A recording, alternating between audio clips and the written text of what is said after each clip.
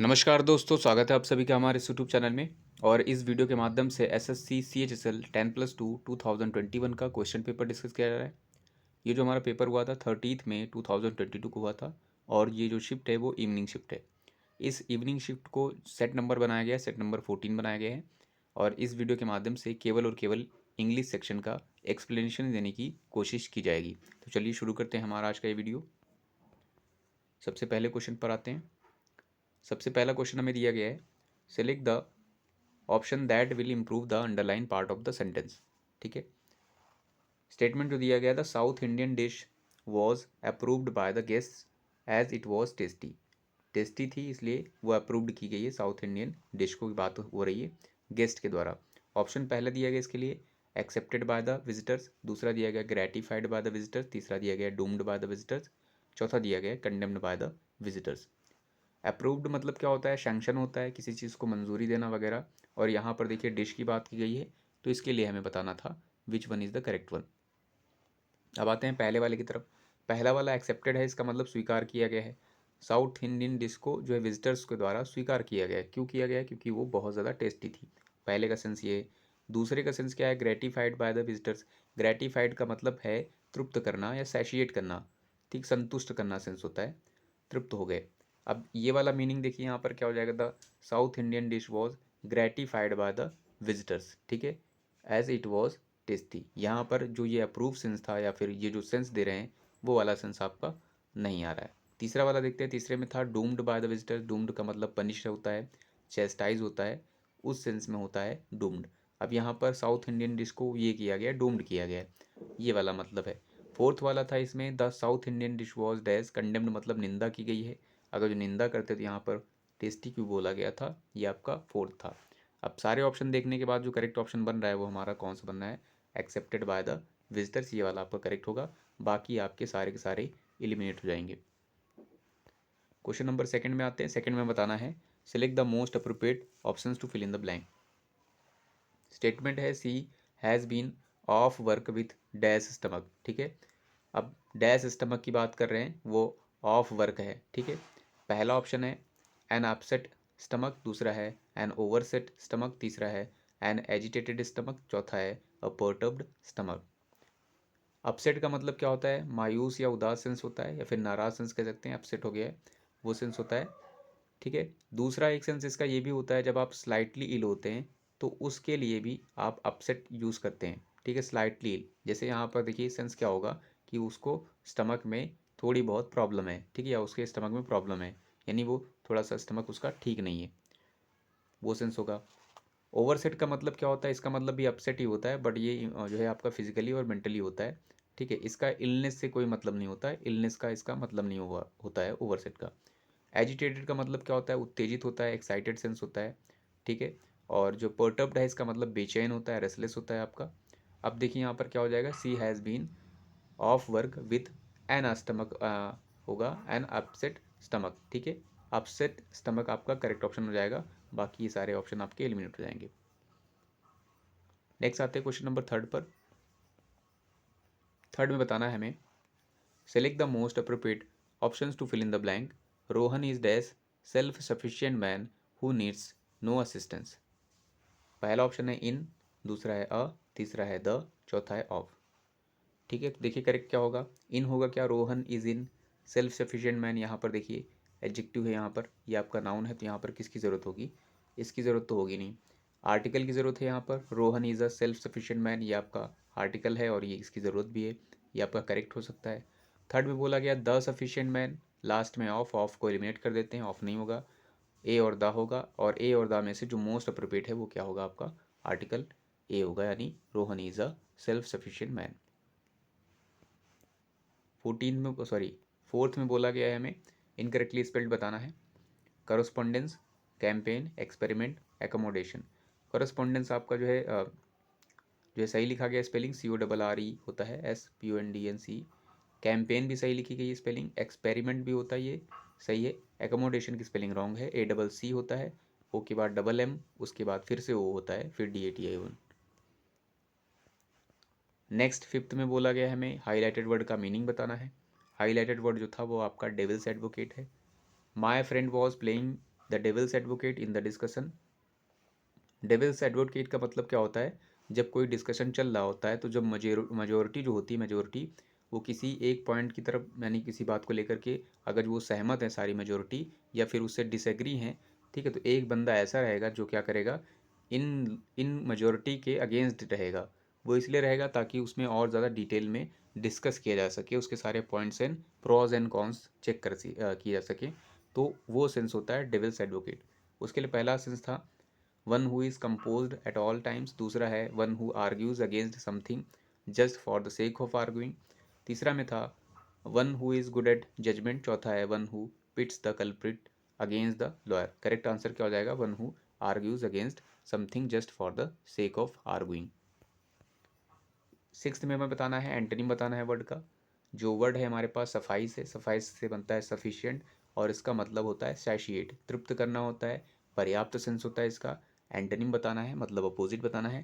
पहला है accessed, accessed मतलब क्या होता है, बहुत ही ज़्यादा, अधिकता, ठीक है। आप इसके लिए एक्सुबेरेंस वर्ड यूज़ कर सकते हैं, कॉपियस है आपका, प्लेंटीफुल है। इमेच्योर का मतलब होगा जो आपका मैच्योर ना हो, which is who is not mature, ठीक है। मैच्योर ना हो मतलब आप कह सकते हैं जो परिपक्व ना हो। सैटिराइज का क्या है, सटायर से बना है। सैटिराइज का मतलब जोक करना होता है, फन करना होता है, मेक फन।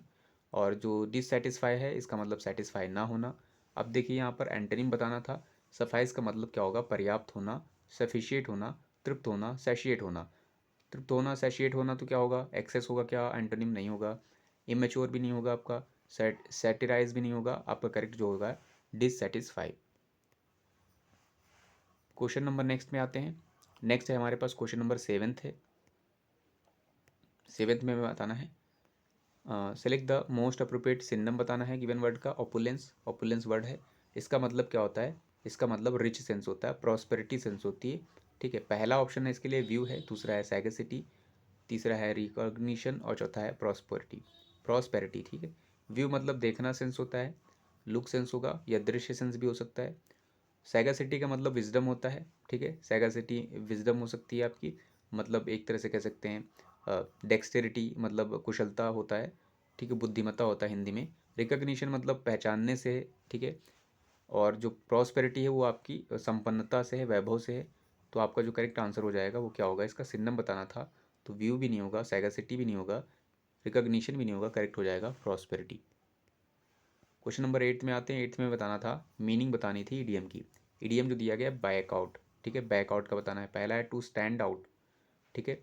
दूसरा है जो आपका टू मूव बैकवर्ड है, तीसरा है टू विथड्रॉ है, चौथा है टू पुल ओवर, ठीक है।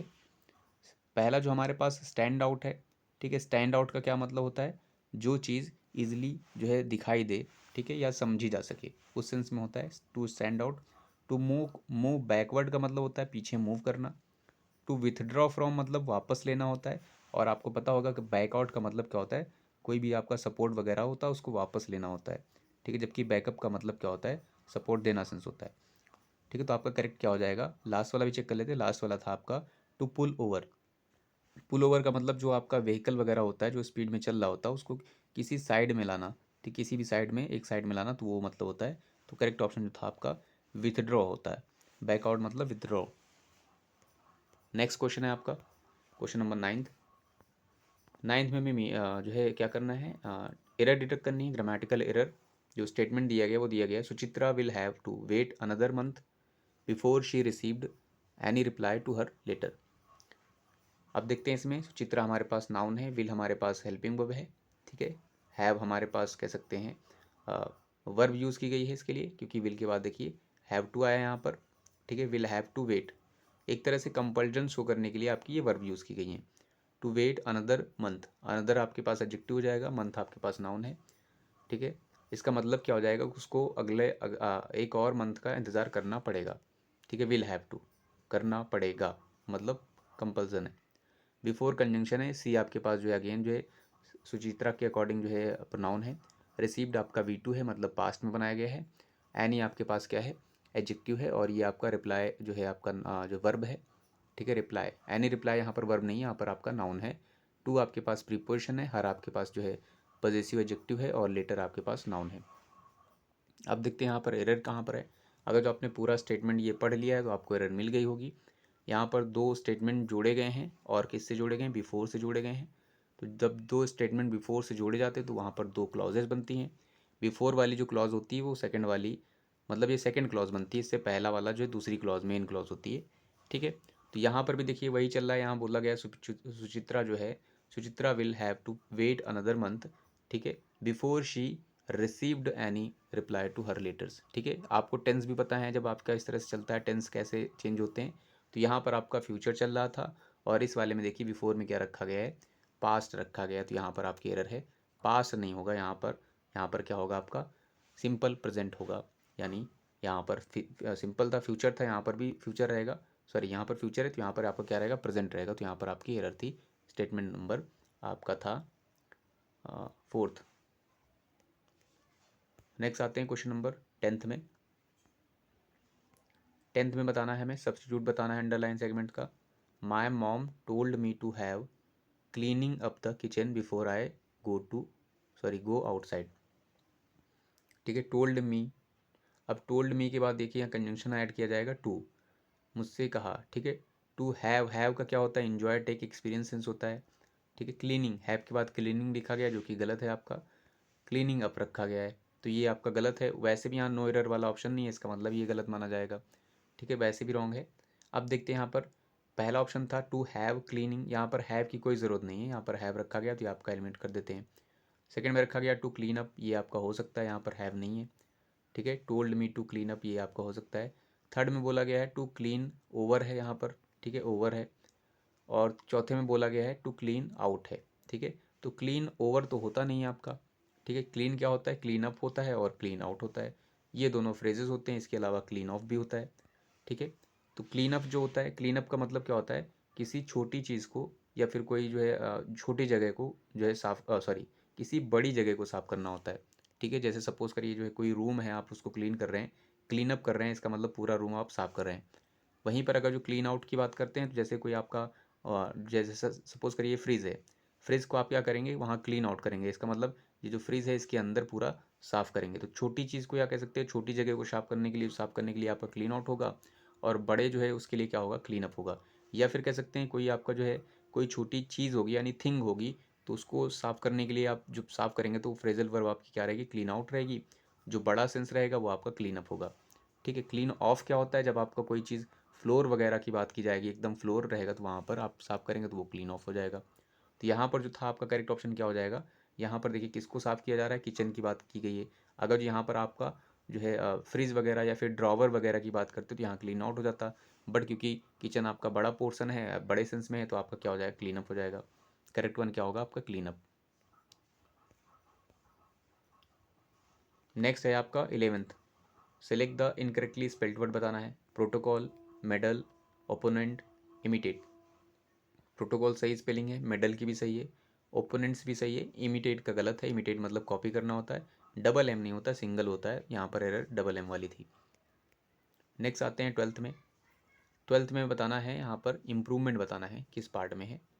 ठीक है, ये आपका स्टेटमेंट दिया गया है, इसमें दिया गया you are so efficient as he. ठीक है, डैश, ये आपका स्टेटमेंट था, इसको इम्प्रूव करना है, शो इफिशियंट एज ही। ठीक है, अब देखिए इसके लिए पहला था एज इफ़िशियंट एज हिम है, फार एफिशिएंट एज ही है, सो इफिशियंट एज हिम है, ऑल्सो इफिशियंट एज ही है। ठीक है, आपको पता है ये आपका पीडी में बनाया गया है, पॉजिटिव डिग्री में एडजेक्टिव यूज़ किया गया है। ठीक है, और ये कंपैरेटिव का पॉजिटिव बनाया गया है। ठीक, आपको ये भी पता होगा कि सो के साथ क्या होता है, एज का यूज़ होता है, तब होता है जब वहाँ नेगेटिव सेंटेंस बना होता है। यहाँ पर आपका स्टेटमेंट नेगेटिव नहीं है। दूसरी चीज़, यहाँ पर आपका नो एरर वाला भी पोर्शन नहीं है। ठीक है, अब पहला जो था एज इफिशिएंट एज रखा गया, उसके बाद हिम रखा गया, तो ये वाला भी आपका एलिमिनेट हो जाएगा। क्योंकि आपको पता है यहाँ पर जब ये आप इस तरह से यूज़ कर सकते हैं, जो डिग्री आपकी यूज़ होती है उसमें केस सेम होता है। अगर यहाँ पर सब्जेक्टिव केस रखेंगे तो यहाँ पर भी सब्जेक्टिव केस रखना पड़ेगा। तो यहाँ देखिए यू था, यू के साथ सब्जेक्टिव केस आपका हिम नहीं होगा, बल्कि क्या होना चाहिए था, यू होना चाहिए था। ठीक है, you are so, you are as efficient as हो सकता था, बट यहाँ पर हिम रखा गया इसलिए आपका इनकरेक्ट होगा। ठीक है, क्योंकि यहाँ पर सब्जेक्टिव केस होना चाहिए, you are as efficient as he होना चाहिए था। ठीक है, फिर फार एफिशिएंट एज होता है, ये आपका होता नहीं है। सो एफिशिएंट एज, ये भी आपका नहीं होगा, हिम रखा गया है। ऑल्सो एफिशिएंट एज ही, यहाँ पर भी नहीं होगा, तो आपका इसमें ये वाला जो स्टेटमेंट था वो आपका क्वेश्चन ही गलत है। ठीक है, तो यहाँ पर आपका क्वेश्चन गलत दिया गया है।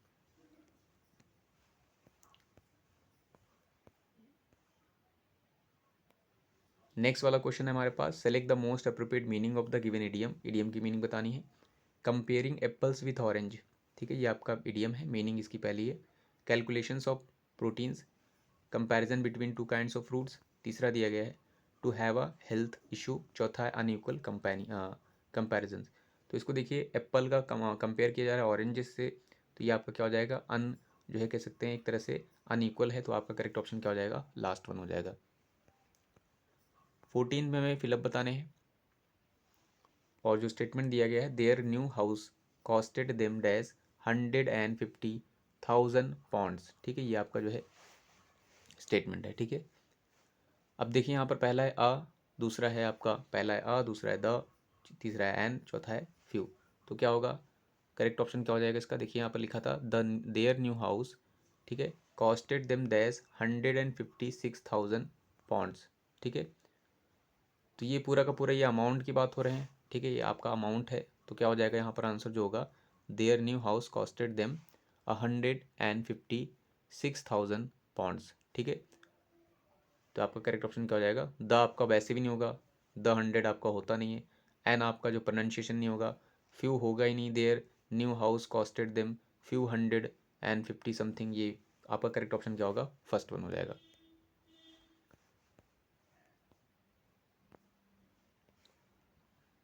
15 में बताना है हमें, मीनिंग बतानी है of the underline words in the sentence. The new software provides a perfect solutions to the complex issues pertaining to pick up and delivery. Pertaining मतलब से रिलेटेड होता है वर्ड, इसके लिए पहला था प्रमोटिंग है, दूसरा है डिनाइंग है, चौथा है ट्रस्टिंग, सॉरी तीसरा है ट्रस्टिंग, और चौथा है हमारे पास रेफरिंग। पहला प्रमोटिंग है, रेफरिंग का मतलब, पर्टेनिंग का मतलब प्रमोटिंग नहीं होता है। ठीक है, डिनाइंग भी सेंस नहीं होता है पर्टेनिंग का, ट्रस्टिंग भी नहीं होता है, रेफरिंग सेंस होता है रेफर करना, तो आपका करेक्ट हो जाएगा फोर्थ वन। नेक्स्ट आते हैं स्टेटमेंट में, 16 बताना है हमें, इसका इम्प्रूवमेंट ढूंढना है। जो स्टेटमेंट दिया गया वो, Srija inquired about his daughter's reputation. ठीक है, इसके लिए यहाँ पर हमें इम्प्रूवमेंट ढूंढना है। पहला इम्प्रूवमेंट है assess about his daughter's strength, यहाँ पर रेपुटेशन की बात कर रहे हैं, यहाँ स्ट्रेंथ कर रहे हैं। ठीक है, एसेस्ड है यहाँ पर, और यहाँ इंक्वायर्ड था, तो ये आपका देखिए मीनिंग दे रहा है क्या। दूसरे में रखा गया है कंडेम्ड, कंडेम्ड मतलब निंदा करना होता है, about his daughter's well being, ये वाला आपका दूसरा दिया गया है। तीसरे में दिया गया poked about his daughter's role, यहाँ पर पोक्ड अबाउट मतलब पूछना सेंस भी होता है। हिज डॉटर्स रोल, रोल की बात की गई, यहाँ रेपुटेशन की बात की गई है। फोर्थ दिया था ask about his daughter's character, ठीक है, यहाँ पर कैरेक्टर रखा गया। अब यहाँ पर स्टेटमेंट देखिए, Sreeja inquired about his daughter's reputation, जबकि लास्ट में रखा गया है asked about his daughter's character. ठीक है, तो करेक्ट जो होगा, सभी को देखा जाए तो लास्ट जो होगा वो आपका मोस्ट अप्रोप्रिएट हो जाएगा, तो लास्ट आपका 16th का लास्ट करेक्ट हो जाएगा। इस तरह से हमारे पास ये आया है 17th नंबर में, जम्बल सेंटेंसेस आए हैं, इनको रीअरेंज करना है। स्टेटमेंट पढ़ लेते हैं। ए में दिया गया है, in its most humble function it is necessary guide without which progress from place to place would be a ceaseless experiment. It is a sustenance without which organized society would be impossible. Thus the road moves and controls all history. B में दिया गया, आपको इतना पता चल गया होगा, यहाँ रोड की बात हो रही है। बी में दिया गया, the road is one of the greatest fundamental institutions of mankind. C में दिया गया है, it is the road which controls the development of strategies and fixes the sites of battle. It is the road that gives framework to tall economic development, sorry, all economic development, and it is the road which is the channel of all trade, and what is more important of all ideas. D में दिया गया, not only is the road one of the great human institutions because it is fundamental to social existence, but also because its varied effects appears in every department of the state. It is the road which determines the sites of many cities and the growth and nourishment of all. अगर जो आपने ये पढ़ लिया है तो आपको पता चल गया होगा कि इसमें थीम क्या है। ऑप्शन देख लेते हैं। पहले में बी रखा गया था, दूसरे में डी से स्टार्ट है, तीसरे में सी से है, चौथे में ए से। सारे ऑप्शन रखे गए। अगर जो यहाँ से आप देखें ए वाले से, तो क्या ए से स्टार्ट होगा, ए की इन से स्टार्ट हो रही है, जबकि आप पैसेज के अकॉर्डिंग आप देखेंगे तो ए स्टार्ट नहीं होगा। फिर बी रखा गया है, बी से स्टार्ट होगा क्या, the road is the one of the great fundamental institutions of Mankind, ये आपका हो सकता है, बी आपका हो सकता है। वहीं सी देखें तो सी में बोला गया it is the road which controls the development, ठीक है, ये आपका मे बी होगा या नहीं होगा, आगे देख लेते हैं, मे बी सी भी आप रख लेते हैं, हो सकता है। फिर आपका डी भी एक था, not only it is the road, not only is the road one of the trade. अब देखिए आपके ये जो सेंटेंस दिए गए हैं, आपकी स्टार्टिंग किससे हो सकती है, ठीक है। सबसे बेटर क्या, नॉट ओनली से आप डायरेक्टली स्टार्ट करेंगे क्या, या फिर द रोड से स्टार्ट करेंगे, या फिर इट इज़ द रोड, ठीक है। तो आपका जो करेक्ट आंसर होगा वो क्या होना चाहिए, the road is one of the great fundamental institutions of Mankind, ये आपकी स्टार्टिंग हो जाएगा इंट्रो वाला बी अगर जो आपने डिसाइड कर लिया तो आपको ऐसे ही मिल गया है, बी एक ही में था तो आपका यही वाला आंसर हो जाएगा।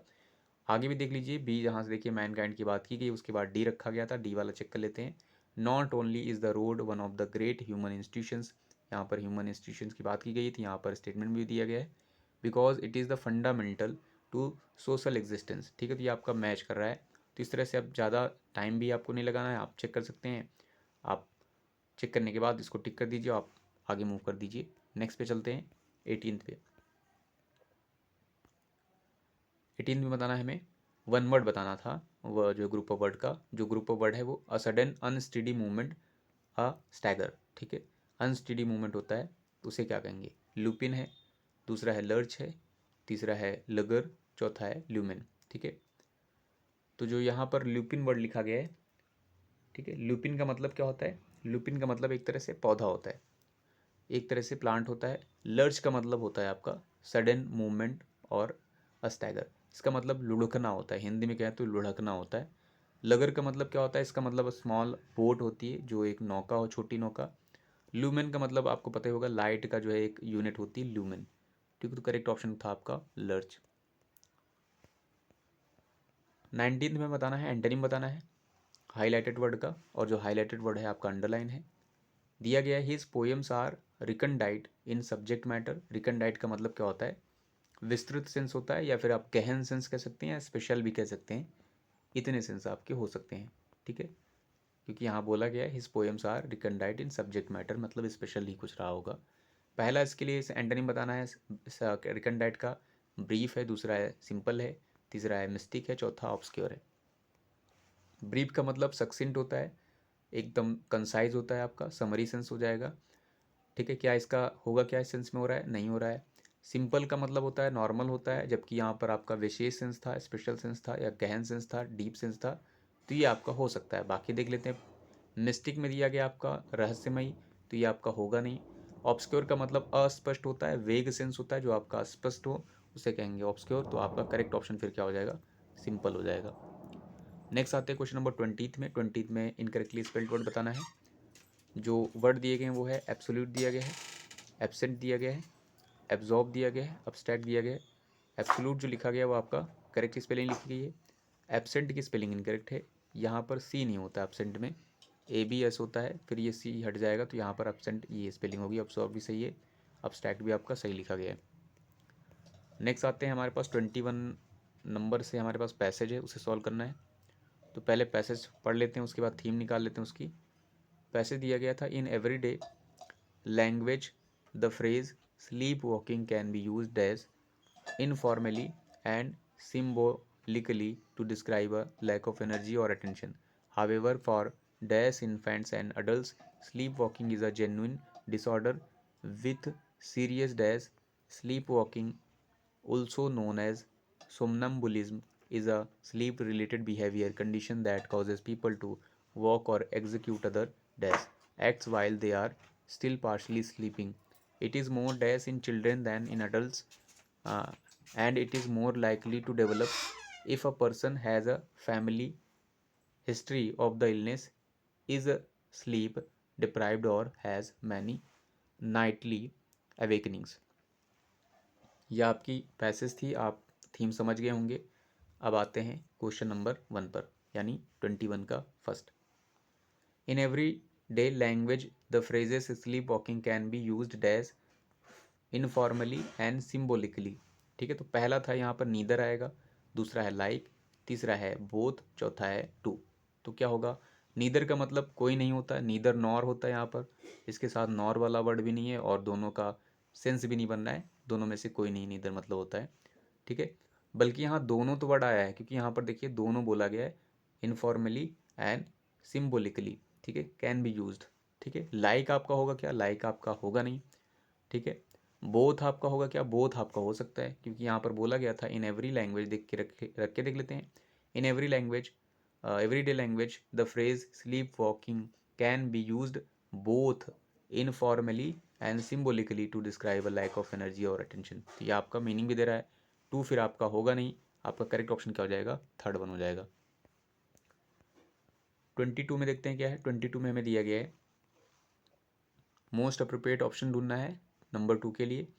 आगे देखते हैं, यहाँ पर दिया था however for dash infants and adults sleep walking is a genuine disorder with serious dash. However for dash infants and adults की बात की गई है, both infants and adults, some infants and adults, few infants and adults, all infants and adults. ठीक है, तो ये जो डिसीज़ है यहाँ पर बोला गया था उससे क्या है, जेन्युइन डिसऑर्डर है विद सीरियस। ठीक है, स्लीप वॉकिंग। अब बताइए क्या होगा, बोथ होगा क्या यहाँ पर, बोथ इन्फेंट्स एंड जो है अडल्ट्स। ठीक है, दोनों इन्फेंट्स, तो ऐसा तो है ही नहीं जितने भी इन्फेंट्स हैं या फिर जितने भी अडल्ट्स हैं उसमें सभी हो जाएं, दोनों हो जाएं। ठीक है, तो ये आपका फिर करेक्ट मीनिंग नहीं देगा। सम अगर जो रखेंगे तो सम का मतलब क्या हो जाएगा, कुछ, जिसमें से कुछ इन्फेंट्स और कुछ अडल्ट जो हैं स्लीप वॉकिंग के जेन्युइन डिसऑर्डर मतलब क्या हो जाएंगे, यहाँ पर जो स्टेटमेंट बोला गया था फॉर, ठीक है, some infants and adult sleep walking is a, ठीक है, के लिए। ठीक है, तो सम यानी कुछ अडल्ट और कुछ इन्फेंट्स के लिए। ठीक है, तो ये आपका मीनिंग भी दे रहा है। फ्यू आपका होगा क्या, फ्यू देखिए यहाँ पर अगर रख के देखेंगे तो क्या हो जाएगा, फॉर फ्यू। फ्यू का मतलब क्या होता है, न के बराबर होता है क्योंकि इससे पहले आपका आर्टिकल यूज़ नहीं किया गया है। अ फ्यू का मतलब थोड़ा सेंस होता जो कि यहाँ पर लिखा नहीं गया है। ऑल तो बिल्कुल भी नहीं होगा यहाँ पर, ऑल इन्फेंट्स एंड अडल्ट। तो आपका करेक्ट ऑप्शन क्या हो जाएगा, सम। 23 में बोलते हैं, 23 में क्या बोला गया है, 23 में बोला गया है स्लीप वॉकिंग। ठीक है, 23 का 3 है, सॉरी यहाँ पे था। However for dash infants and adult sleep walking is a genuine disorder with a serious dash. Serious dash, serious क्या, impeaches, serious impulsions, serious repercussions, serious causes. Impeaches का मतलब क्या होता है, इम्पीचेस का मतलब आपका प्रेरणा होता है, इंकरेजमेंट होता है, इंकरेजेंस होता है। इम्पल्जन्स का मतलब आपका आवेग होता है। ठीक है, और रिपरकशंस का रिएक्शन सेंस होता है जिसका मतलब रिजल्ट होता है या दुष्परिणाम हिंदी में कहते हैं इसको। ठीक है, कॉजेस का मतलब होता है कारण होता है, तो यहाँ पर आपका करेक्ट आंसर जो हो जाएगा, स्लीप वॉकिंग जो जेन्युइन डिसऑर्डर है जिसके सीरियस जो है दुष्परिणाम होते हैं, तो क्या हो जाएगा, रिपरकशंस आपका करेक्ट ऑप्शन हो जाएगा। नेक्स्ट आते हैं 24th में। 24th में बताना था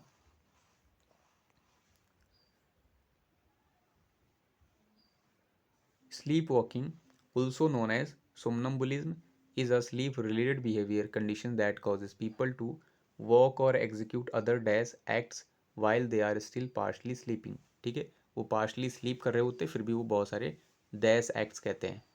ठीक है, पहला है कॉम्प्रिहेंसिव एक्ट्स करते हैं, कॉम्प्लिकेटेड एक्ट्स करते हैं, कंपाउंड एक्ट्स करते हैं, कॉम्बाइंड एक्ट्स करते हैं।